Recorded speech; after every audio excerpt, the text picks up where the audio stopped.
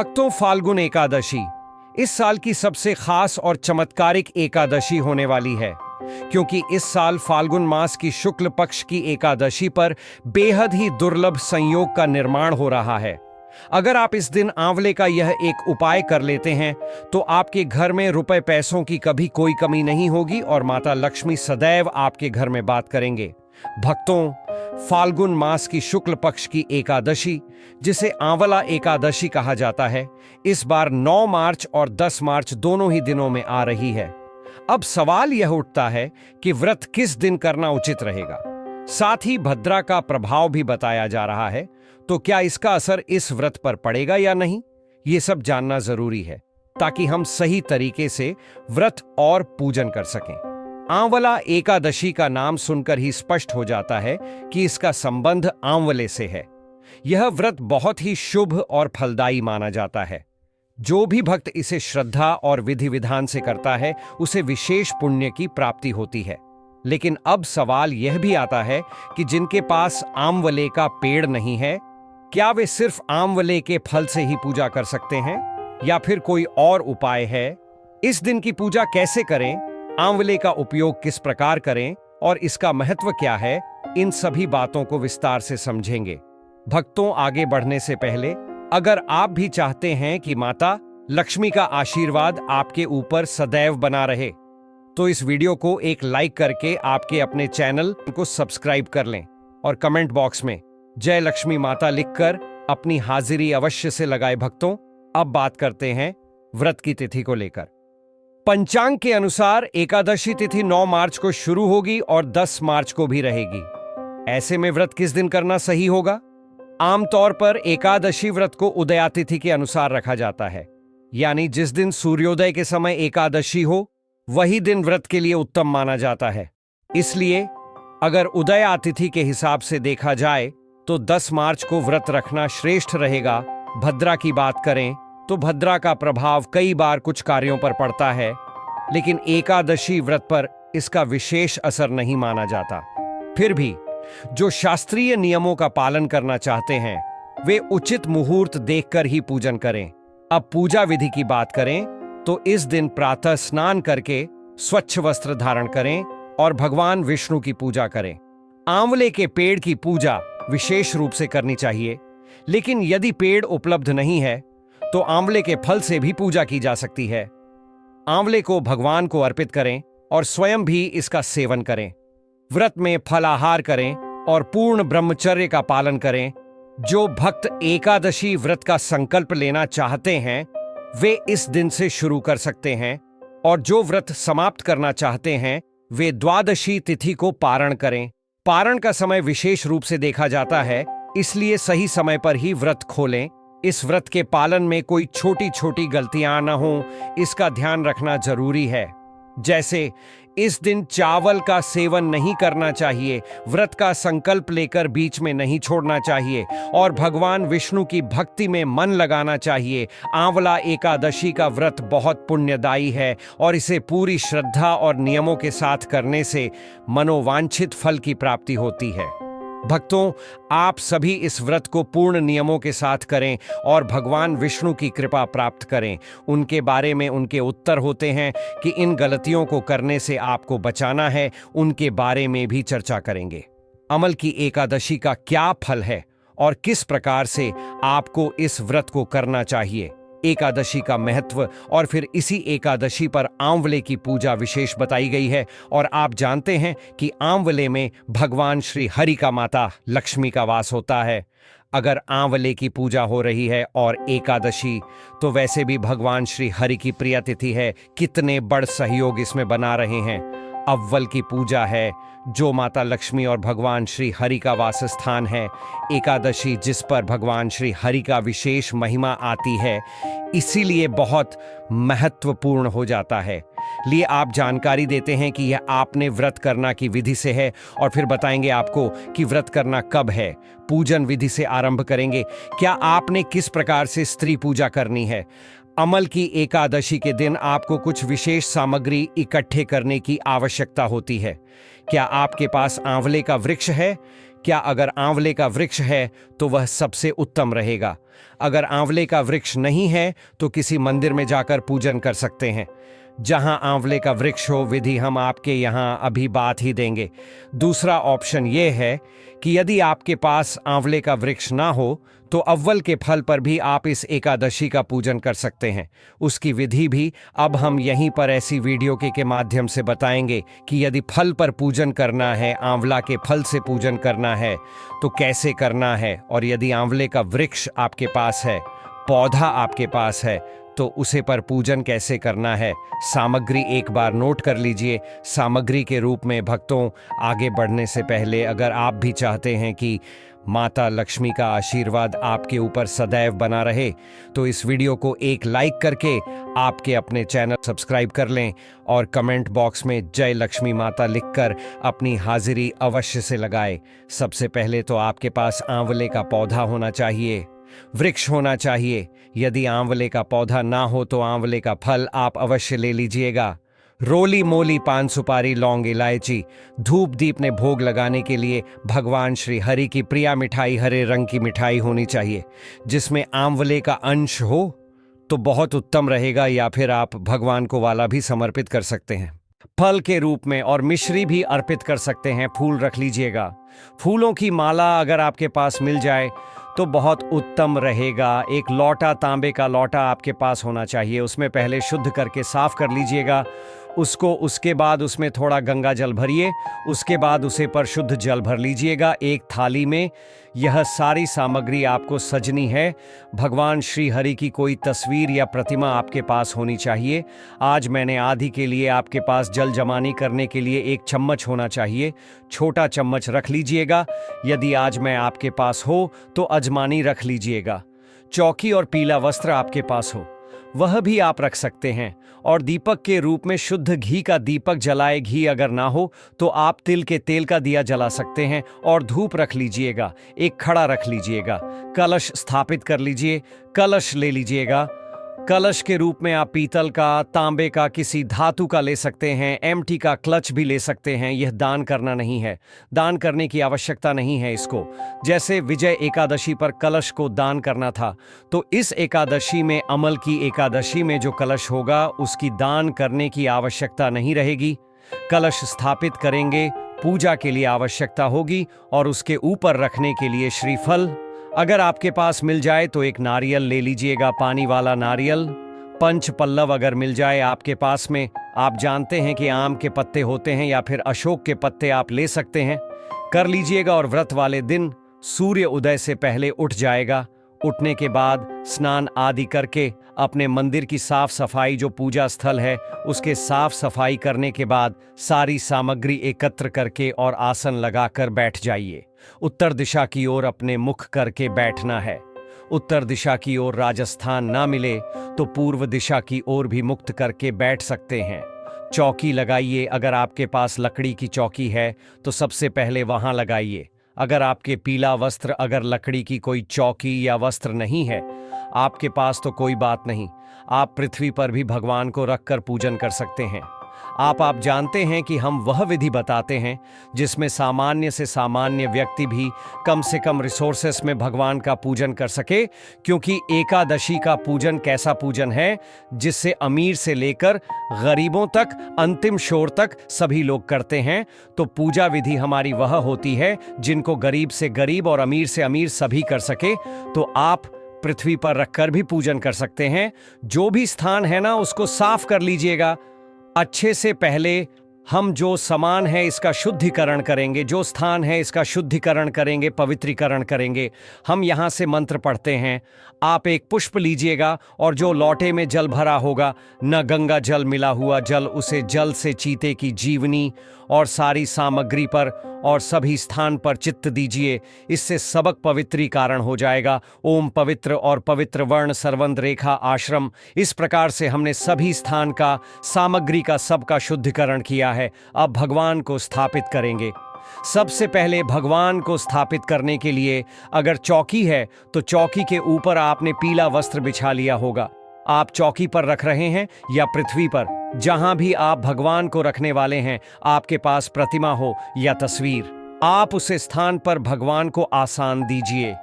आसन कैसे देंगे? आसन दीजिए, पुष्प के रूप में वहां पर थोड़े से फूल रख दीजिए और इस प्रकार से भगवान से भाव रखें कि हम भगवान को यहां पर आसन दे रहे हैं। इस पर भगवान विराजमान हो जाए और उसके ऊपर भगवान की तस्वीर या प्रतिमा जो भी है उसको स्थापित कर दीजिए।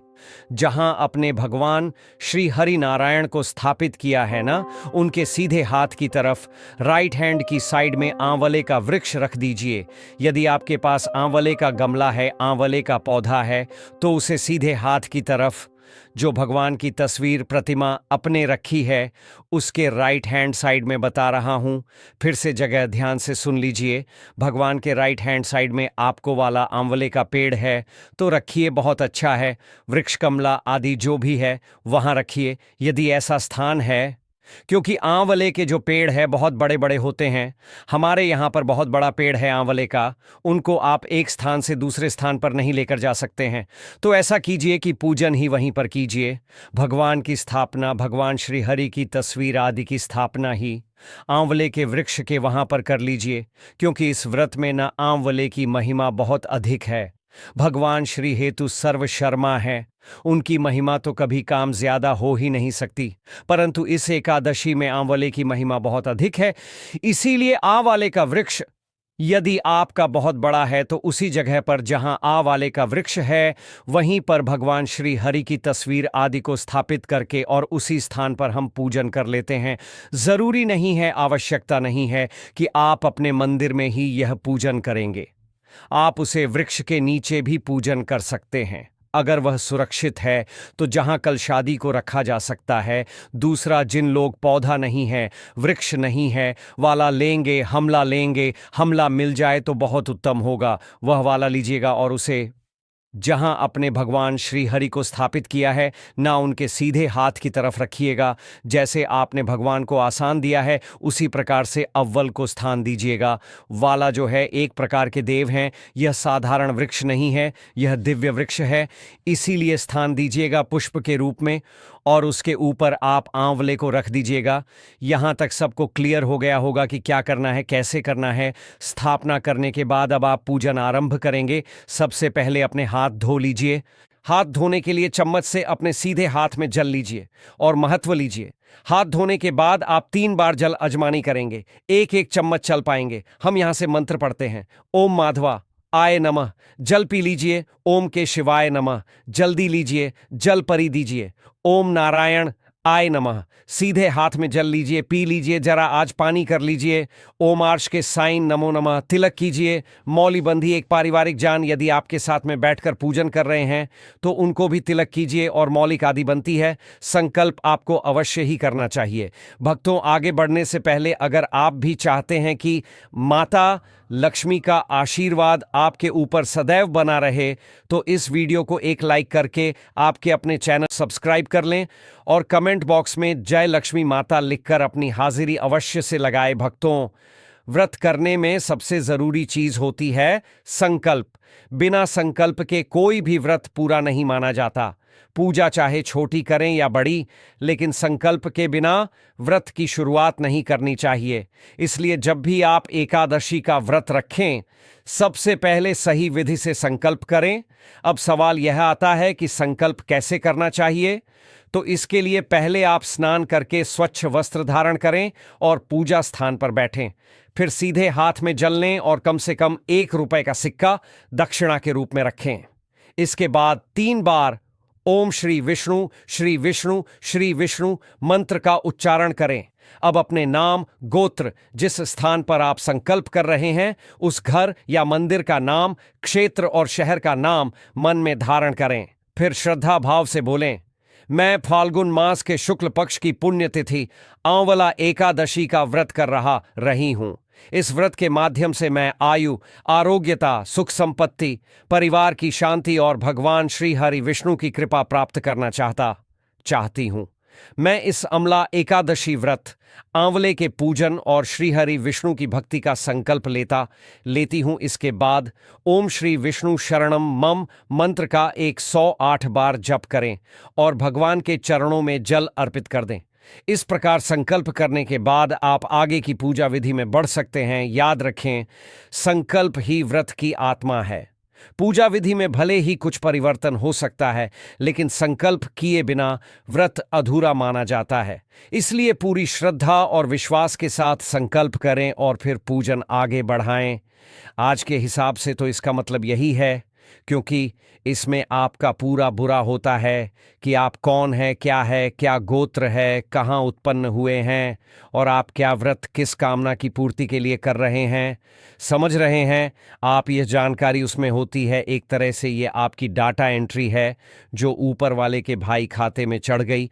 और जिस प्रकार से आधुनिक समाज की बात करें, यहाँ पर आपके रिकॉर्ड को ऐड करके रखना आवश्यक है, उसी प्रकार से वहाँ भी जब भी कोई पूजा पुण्य कर्म आप करते हैं, ना संकल्प के बिना व्रत करें तो संकल्प अवश्य करें।